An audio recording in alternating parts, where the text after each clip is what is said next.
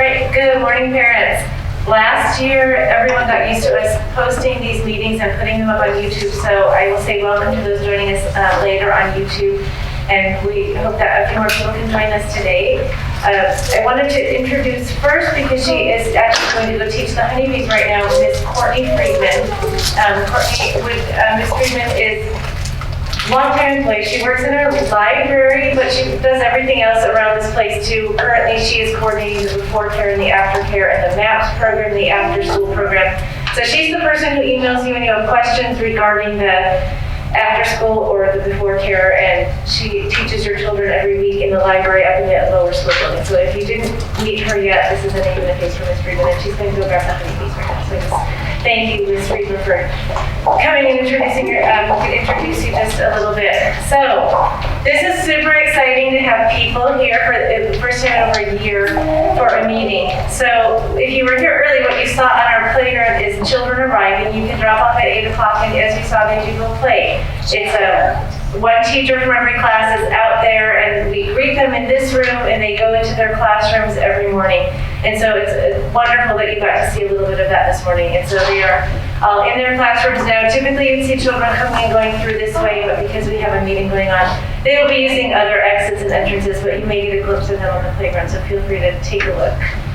So I want to thank you for being here, and I did want to mention just a few housekeeping matters for you. Thank you for using our car line system. It's really helpful for us to be able to get kids in and out of the cars at the back side of the school. We sign them in and we sign them out. Please continue to walk in to drop off or pick up as you need to do that. You are certainly welcome to do that, keeping in mind that we can only have 2 parents in the office at a time.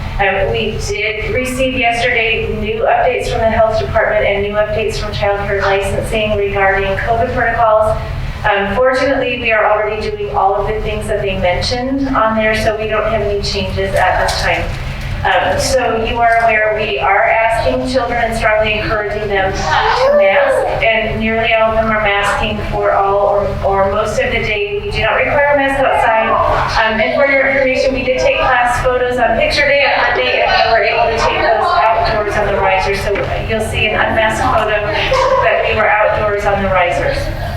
So I'd like to introduce our special guest today. Dr. Kristin Whithey is over here. She's a beginning school parent also, so you may get to know her that way. She's Mariah's mom, for those of you who have a Caterpillar. But what Dr. Whithey does at our school is she works with student success, and I'll let her explain a little bit about what she does, and she has a presentation for you today, so I will just go ahead and turn it over to Dr. Whithey.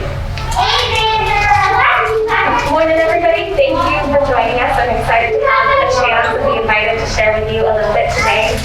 As Sarah alluded to, I am the academic learning specialist on campus, which is a great role for me. I get to do everything from working one-on-one with students who need either a little bit more attention because they are showing us that they have delays or gaps in their learning, as well as those students who need some one-on-one attention because they need that extra challenge and that extra push. I also go into classrooms to help coach or give non-evaluative ideas to teachers. I'm a second brain if they want to ask me about different strategies they can use or fun ideas to try in class.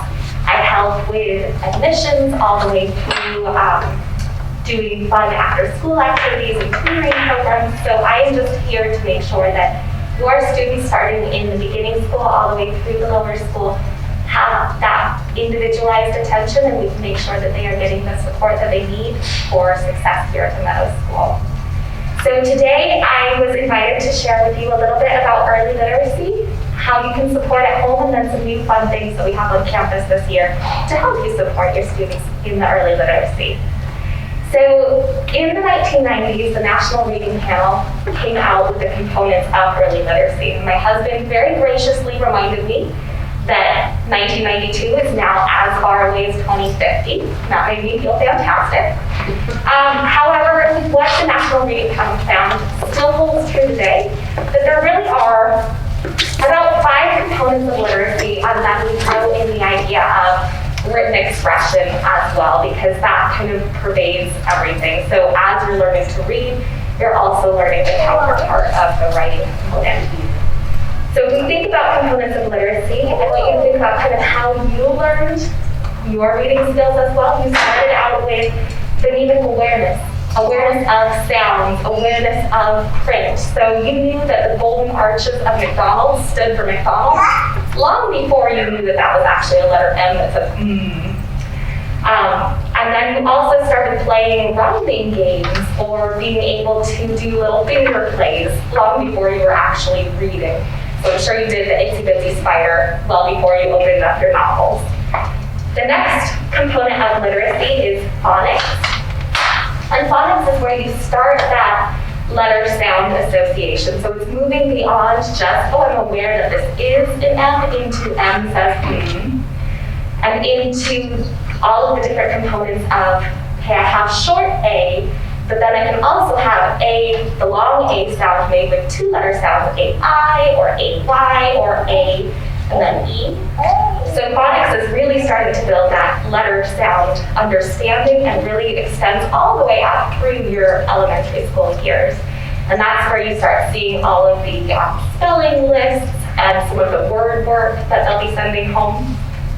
The third component of literacy is fluency, and that is oral fluency. So as students begin reading and sounding out, the more easily they're able to blend those letters together, the more naturally they're able to read. That's what we're thinking of when we think of fluency. Can they say it out loud so that it makes sense to them? Because the more able it is to sound natural, the better their comprehension winds up being. Can they understand what they've read? If they're reading something and it says, apple, they're not going to understand that that really is talking about the apple. But as they start building that fluency, then they're able to connect with what the letters and the sounds are saying are actually words, and those words have meaning. We see that vocabulary is another component, because the bigger the vocabulary that we have, the more likely we are to understand what we're decoding. So if I don't have apple in my vernacular, I'm not going to be able to, even though I can sound out the word apple, if I don't have something in my head that tells me what an apple is, even though I can decode the sounds, I won't have any comprehension. Same thing as we get to be higher level readers. The more words that we have in our spoken vocabulary, the more able we're going to be able to understand a chapter book or that science text that we're reading. Because again, if we don't have any awareness of something in our heads, even if we're able to decode or figure out what that word is, it means nothing to us. So having that vocabulary is really important as well in literacy. And finally, we get to the ultimate goal of comprehension. So am I able to play with the sounds of the words to then be able to sound out what those letters are saying so that I can read it fluently, so that then I can understand what everything is saying and actually learn from it. So while these are 5 distinct components of literacy that you'll see a literacy program works on at all points across the board, it also is kind of hierarchical in that we really do start with that phonemic and letter awareness and slowly are building up towards comprehension. But again, that doesn't mean that we're not working on all of them at all points in our life. And then again, written expression is something that we're building throughout, because as you can read a letter, you're also going to work on writing that letter. So it's just the mirror image of it. So in the beginning school age, I wanted to share with you what you should be expecting, what is kind of developmentally appropriate for beginning schoolers, or at least should be our base target. If they're going above and beyond, that's amazing. But some of the emergent literacy behaviors that you should see in your children is that they're opening up books and they're pretending to read. They're able to look at those pictures on the pages and start telling you a story. Or if you have little Velcro images of, say, the 3 little pigs, they can pretend and retell that story for you. They can start telling you first, this little piggy went and built this type of house, and then the next piggy built this type of house, and start sharing that story with you. They should be able to recognize, oh, this is my name, or look, that letter is in my name, that's my letter. Even if they can't tell you, oh, that's an M and says, they still should start recognizing that's mine. They should start to be able to sing the ABCs, even if they can't, or even if they say elemental P as one big chunk and they don't understand that that's distinct letters. And they should be able to start recognizing recognizing that, oh, F, that's for my brother thingy. That's what my daughter sees right now, is she's pointing out all of the letter F's that she can find for her brother. Not associating right now that F says, but again, just starting to click that I see something up on the wall and I'm recognizing that that is distinct.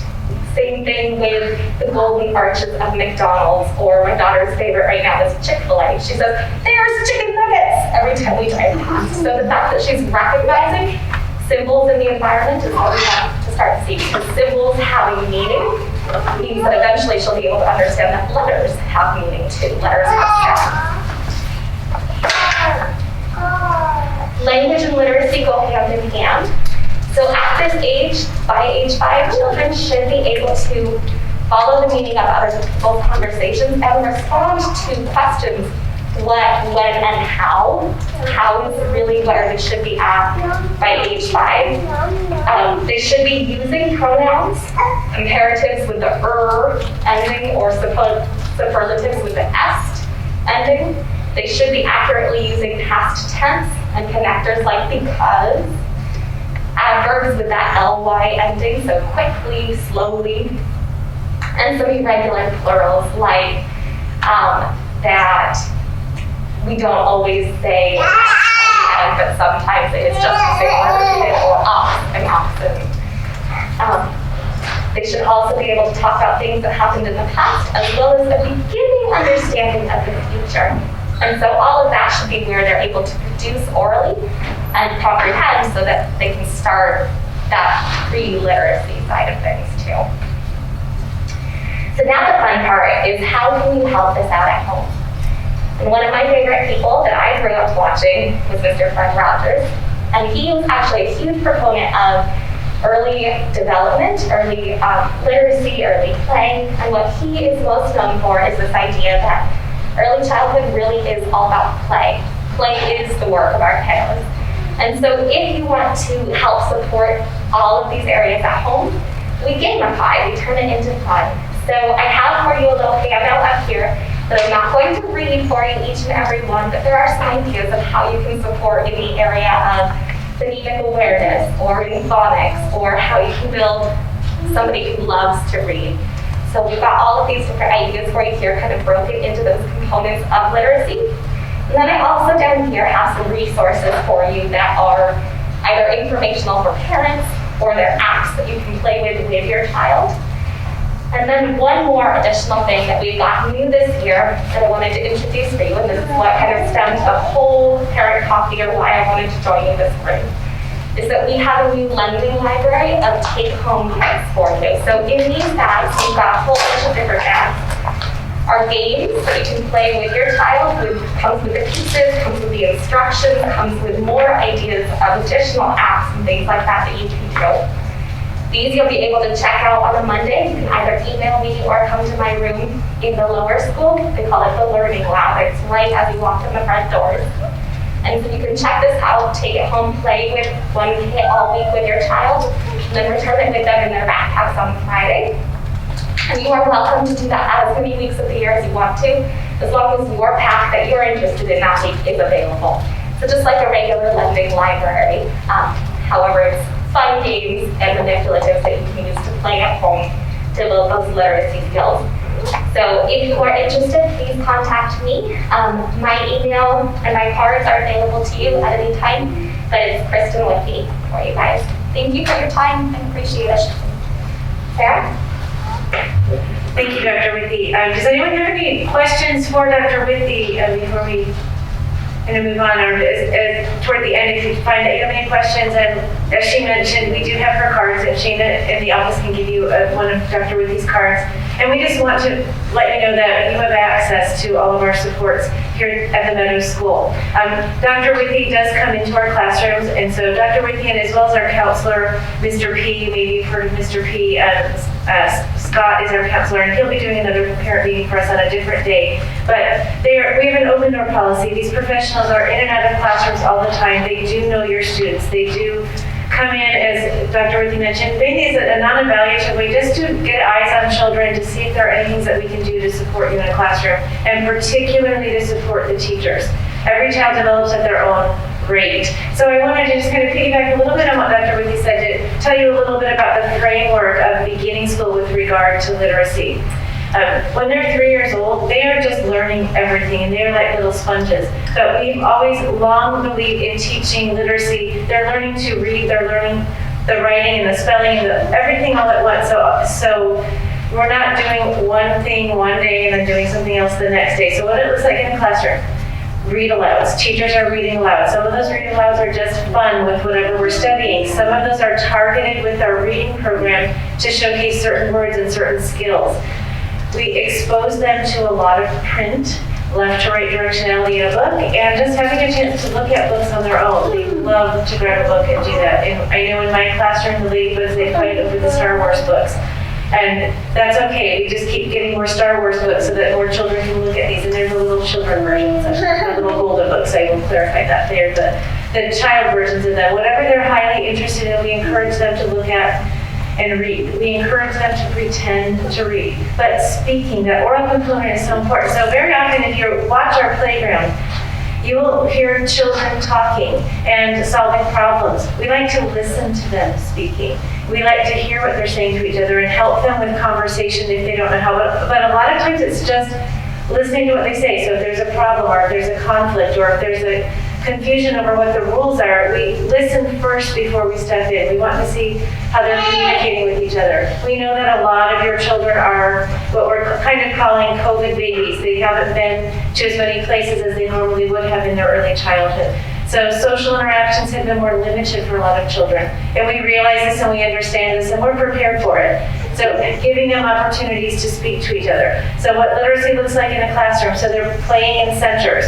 So if you walk into the classroom and you see 4 children on the loft playing in a dollhouse, or you see 3 children at an easel talking about what they're painting, or you see children at a train table. What it looks like is they're playing, and that's exactly what they're doing. As Dr. Whithey mentioned, the work of toddlers is play, but what they're learning in that play is how to speak and how to communicate with each other, how to clarify with each other. If they don't have the words to say something, we'll help them with those words, and we'll have them repeat those words or the sentence until they understand what to say. So if a child comes up to a teacher, and we know them, we don't know them as well as you do, but we know your children. If they want something and they're just pointing and they're not sure, we will give them the words to ask. So if they're wanting a Star Wars book, we will have them say, I would like to have a Star Wars book, or may I have that Star Wars book when you're finished? So teaching them how to communicate. And that's really important in early childhood. So we introduce letters, we introduce sounds. In that second year, if your child is 4 and turning 5 and age eligible for kindergarten, we're introducing high frequency words. And then everyone is being exposed to all of these things. But at the same time, children develop at different rates. So if a child needs a little bit more one day, a topic, whether because they didn't pick it up as quickly as some of the other children, or they are advanced more than some of the other children, we work with them in small groups, which is why in our academics classes, we're limited to 18 students with 2 teachers. And as you hear staff members going in and out of doors during this meeting today, this is teachers' aides assigned to the different classrooms to go in and help with some of these things. So if we have a teacher who needs to work with 1 or 2 children for a targeted amount of time, we do have some help with the rest of the children during that time. So literacy is really put right into everything that you do. So I encourage you to take a handout from Dr. Whitney, and I'll just tell you a few quick stories. If you've been to my coffees before, I always have a few stories about children here and a few stories about my own children who have graduated already from the Meadows School. So one of my favorite things to do as a person is if I'm going to the market and then pushing my basket around, putting produce into the basket, I'm listening to what parents are saying to their young children. So some young children always have a phone or a device with them, but you really can get a lot of great literacy time if you talk about what you're doing. And we know it's hard when you have a toddler and they're underfoot all the time, but you can talk about things like, oh, this is a banana, it's yellow, and they start to learn. You're just pointing things out, you're narrating their world. I love the produce section because there's such variety there. Say, well, this is an orange, and the color is orange, and then they're kind of learning that the word orange has multiple meanings, and they just hear this. And what I find amazing about our beginning school children, they use language very, very accurately. You hear accurate use of adjectives versus adverbs because this is what they hear. So they learn to speak with what they hear. So the more you speak to them and have them repeat things back to you, and the more they respond to you, the more they learn to use language to their advantage and to learn to use language accurately. And I'll just say one more thing about that. We all know that phones and iPads are great, and they are the blessing and the curse. It is great to have your child do activities on there. We use them in class. We use them for tracing letters to get muscle memory. So if I have an iPad in front of you and I'm trying to trace that letter A, it's a great tool. It's a great tool if you really have to, some days you really have to take a shower and have a device for your child so you have that minute to do it. But the iPad and the phone, they don't talk back and have a conversation with you. So having that two-way conversation is really important for little children. And we encourage them to speak to each other when we talk to them at school. So we will talk about this often, and you'll talk about this with your child's teacher, especially at parent conferences, and we'll let you know where they're going. So if there are any questions about literacy, or anyone have any great ideas about what you do with your children?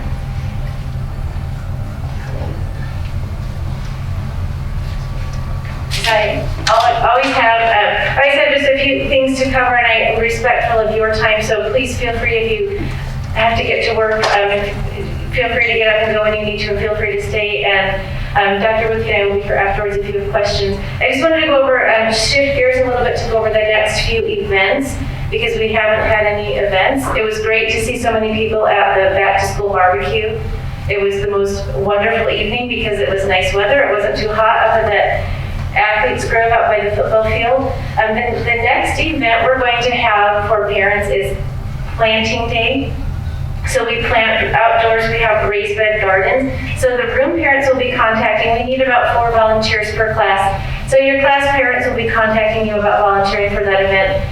So it's coming in, and the teachers will send out a note asking you to bring in a plant or a seed, and then they will each get to put a little stake in the ground in the garden to plant an herb or a vegetable, and the volunteers will come help them plant. So they'll go and get one child and plant, then come back and get the next child until our garden is planted. They do get a bit overwatered because we put watering cans out after that. But I will say, I was just telling the Ladybugs room parents this morning, every year when we go to get that garden ready to plant again, we harvest something that we missed last year. So last year we had a lot of carrots that we harvested, and the kids thought that was great. They learned that carrots can grow under the ground and that you can wash them and eat them, and they had a great time with that. And then the other event that will be coming up, we do pumpkin carving every year, and so the room parents will be contacting each class about getting about 6 volunteers. So we let the children do the pumpkin carving with the kid safe tools, and we need some adults to help them scoop out the pumpkin and to cut off the top, because obviously we're not going to give your children a knife. We don't even give them a Sharpie. It's really funny, the first day we give them a Sharpie, everyone says, my mom doesn't let me have a Sharpie. And so at school, we take the top off, we use the Sharpie, we put the top on, and then we collect the Sharpie. That's something that we do every year. So those are the events that will be, we'll take pictures, we will post pictures, but then the first event that will be during the day event, our Halloween celebration, which is on the 28th. I don't have a time for that yet. We will send that out as soon as we know what time that will be. But they get to wear their costume to school, and we will invite you to a costume parade. And everything, I will just qualify that by saying everything is subject to change based on what the COVID metrics are in the community. But what we are planning on having is our Halloween parade. You'll get to go outside and watch the kids parade and have a great time, and they'll parade right back to the beginning school. And they will stand up on the stage and sing for you some of the Halloween songs. And then the parents are always like, I call them the parent paparazzi. You take photos and videos and watch your children enjoy, or as my children would say to me, Mom, have an experience, not a video. So I'll leave that up to you how you want to do that, but we want you to be here and enjoy it. And then they will have a treat, and then a great long weekend. And we wish you the best of luck with sugar with your children. And also, you will get information from the school about the trunk or treat event. If you were here last year, that was the one in-person event we had last fall, and it was a great success, and that's an outdoor event. It's an all-school event in the evening, so we will have a trunk or treat. If you've been here for a while, and you remember that we had a fall festival, this event will be combined with the fall festival, so it will be a bit more than we did last year. So we're looking forward to just brand new events and brand new opportunities post I would say post-COVID, that's what we were thinking. If you were at the head of school coffee, this recent head of school coffee, Mr. Gregerson, said, we thought we would be opening a little bit differently than we are, but we're just grateful that we can have you here. Any questions, comments, anything? You guys are an easy crowd today. Okay, I will encourage you to stay and ask questions if you have any, and I would encourage you also to ask questions of Dr. Whitney to get a handout. I will get those out for you, and I will just tell you, every time you come, I will say thank you. It's great to see you, and thank you for your assistance with everything that you do. Thank you for all you do. You have young children. We could not do this without you. Our next coffee will be on October the 12th, and we will see you then. Thank you so much. Thank you.